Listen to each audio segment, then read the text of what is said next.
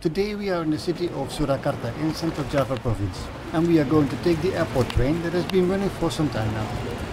First of all, we need to transfer from the main station area to the new building exclusively in use for the airport train. A ticket has to be purchased at a ticket counter inside the special area of the train station.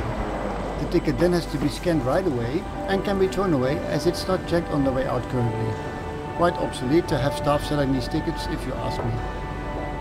The concourse is as big as the platform level is.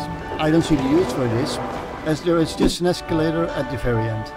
But most likely it looked nice from the outside design, but for sure it didn't save any money during construction. The slow escalator takes you down to platform level. As this is an air-conditioned area, there are full platform screen doors and everything is glass without much of sun ray blocking film on it. It wasn't extremely hot, but for an air-conditioned area I expected it to be cooler.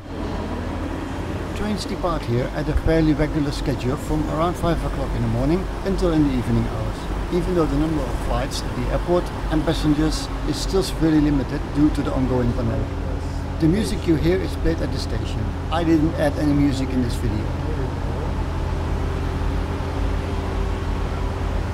Once the odd-looking diesel train arrived, I could board it and wait for its scheduled departure. The problem was it was warmer inside the train than it was on the platform. That seems to be something chronicle with diesel-driven trains here in Indonesia. Especially those have been built by the state-owned train builder Inca. The bright green is almost radiating, so bright. I would not have picked this color for the soft plastic seating of a badly air-conditioned airport train. What I also noticed directly is that the ceilings are very low. And yes, also that it was virtually empty, but I somewhat expected that. The airport train that runs in Jakarta also sees abysmal ridership, even before the pandemic broke out. Because of the loud noise that the diesel locomotive made, it didn't really make sense for me to talk during the recordings. Or at least I should have attached a microphone to my mask, but that looks silly, even in an empty train.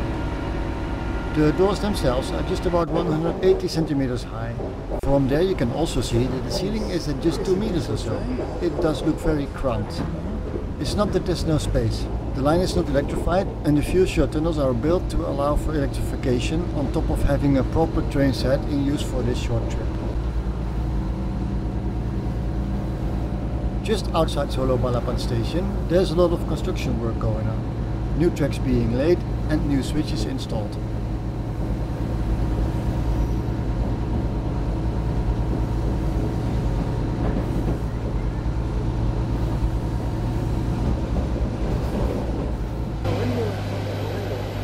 This double window baffled me for a second. Then I realized it's because you have to hide the door when it opens.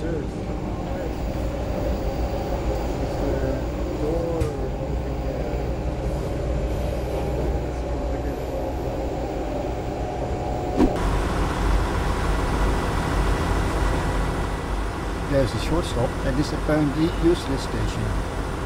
It's a very nice building, but no passengers got on and off here.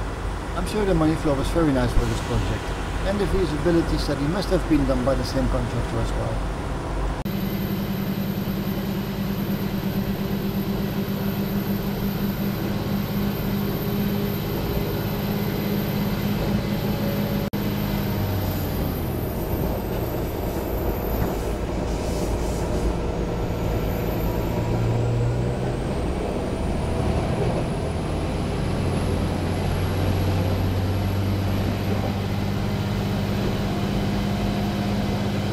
The new section of track, roughly from the last stop to the airport, was just as wobbly as the existing track was. Much room for improvement here as well, as comfort isn't high on the list of things you would describe this trip with. Raining a little bit. Quite a short trip. Air conditioning doesn't really work, so it's quite sticky.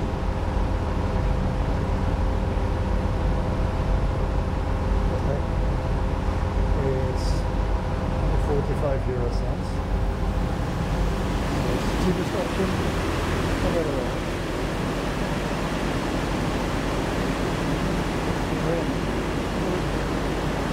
Like 5 passengers. I think this is really slippery now.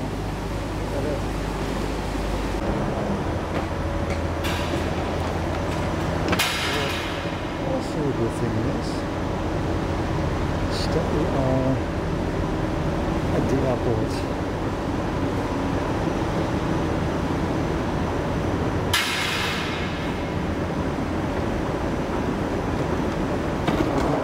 And I mean next to the terminal. So let's have a look if that's true. I haven't been here before. I heard that thing. Three passengers.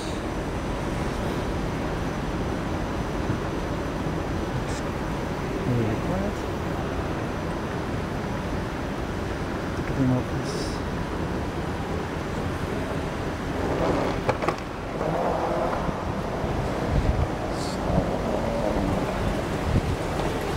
It's okay. The devices are on the right. There you go.